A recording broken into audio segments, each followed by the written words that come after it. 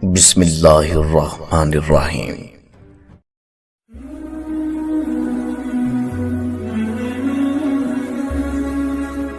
ایک عورت نے بھائی کے جنازے کے ساتھ جانے پر اصرار کیا۔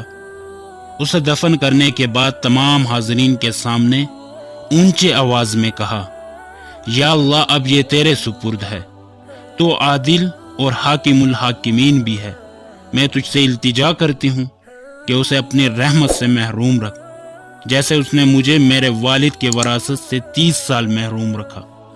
دنیا فانی ہے بھائیو، سب یہی چھوڑ کر جانا ہے۔ بہن کا حق اور ان کی وراثت کا حصہ تمہارا کام نہیں آئے گا، سب کچھ دنیا میں ہی چھوڑ کر جاؤ گے۔ خدا را ہوش کے ناخن لیجئے اور اپنی آخرت خراب مت کیجئے۔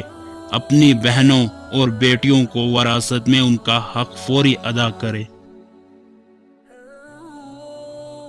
گھڑی میں 3 سوئیاں ہوتی ہیں، جن میں ایک سوئی سیکنڈ کے نام سے مشہور ہے۔ یہ سیکنڈ والی سوئی اپنا وجود تو رکھتی ہے مگر اس کا ذکر نہیں کیا جاتا۔ سب یہی کہتے ہیں کہ 10:15 ہو گئے ہیں، کبھی کسی نے یوں نہیں کہا کہ 10:15 اور 4 سیکنڈ ہوئے ہیں، جبکہ یہ سیکنڈ والی سوئی دونوں سے زیادہ محنت اور مشقت کرتی ہے اور ان دونوں کو بھی آگے بڑھنے میں مدد کرتی ہے۔ ہمارے زندگی میں بھی بہت سارے لوگ اسی سیکنڈ والی سوئی کے مانند ہوتے ہیں، جیسا کہ ہمارے والدین اور اساتذہ کرام، جن کا ذکر تو کہیں نہیں ہوتا لیکن ہمارے آگے بڑھنے میں ان کا کردار ضرور ہوتا ہے۔